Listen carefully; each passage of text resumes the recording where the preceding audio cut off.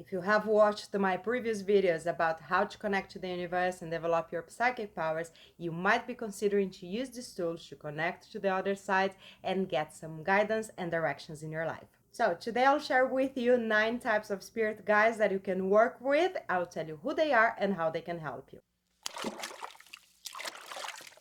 When you work with spiritual guidance, there are 3 things that you should keep in mind. First one, I'll talk about the main types of spirit guides today, but this list is not limited.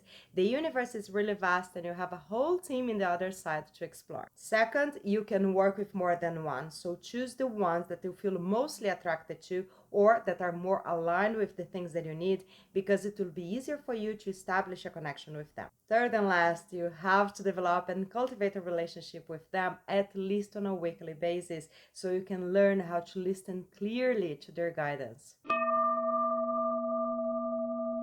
We all have at least one spirit guide. You might have a team of them depending on how hard it is to achieve the things that you want in your life. Usually they are beings that have learned every single lesson possible on planet Earth. They don't incarnate anymore, not here at least, and they work guiding us to do the same. Before we come here, they help us to plan the lessons we want to learn in our lives, and after we are born, they help us to stick to what we planned. And they do that through telepathic thoughts, giving us directions, which we tend to ignore, and through synchronicity, so our lives can flow in the right direction. You also have the higher self, the divine spark, the total soul, which is a combination of all lives that you have ever lived. I don't know if you know, but according to Michael Newton, we bring less than 10% of our soul energy into this lifetime. I like to picture the higher self as a diamond where each facet represents a different life experience. He is the guy at the top of the mountain and he can see everything, including all your probable futures. And he communicates what is best for you through your internal vibrations. It is your soul in the end of the day. So if you want to listen to it, you have to pay more attention to your gut feelings and your intuition. You can learn a lot from the Ascended Masters as well. They have been on Earth and they have managed to ascend to much higher levels of consciousness, like Jesus, Mother Mary, Buddha, Saint Germain, and they can guide you to do the same. They left a lot of teachings for us. You can start studying them. And if you need further help, you can connect to their consciousness through prayers and meditation. Angels and archangels are wonderful beings full of compassion and unconditional love, and they really like to help us. If you decide to work with them, just know that each one has a different specialty. For example, Archangel Michael does energy cleaning, Raphael does healing, and Gabriel, the messenger, can help with communication. To learn more about them, you can check a woman called Doreen Virtue. Do you see all of these behind me here? Most of them are angel cards made by her.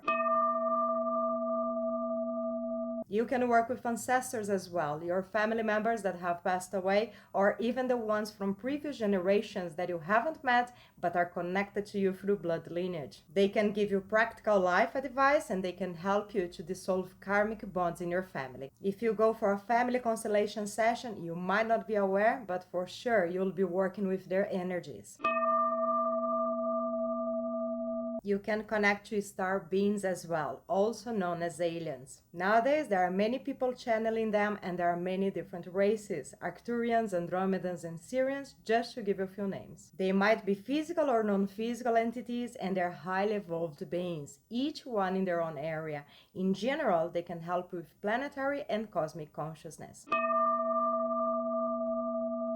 Animals' spirit guides are very common in the Native American culture, and you can also work with them. They are protectors and teachers, and they can help you with your inner nature in the physical world. Each one of them can give you a different strength. For example, lion, courage, leadership; cat, curiosity, independence; hawk, perspective; and butterfly, transformation and adaptation. The list is long and is worth it to check it out.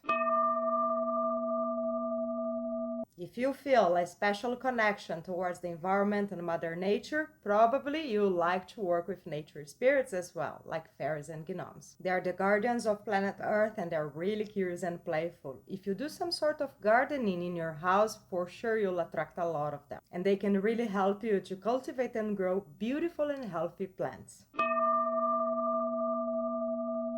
The last ones I'll mention today are the gods and goddesses, and we had a lot of them throughout human history in different cultures in the world. They're similar to the angels and archangels in the sense that each one has a different specialty, so you should work with the ones that are mostly aligned with what you need.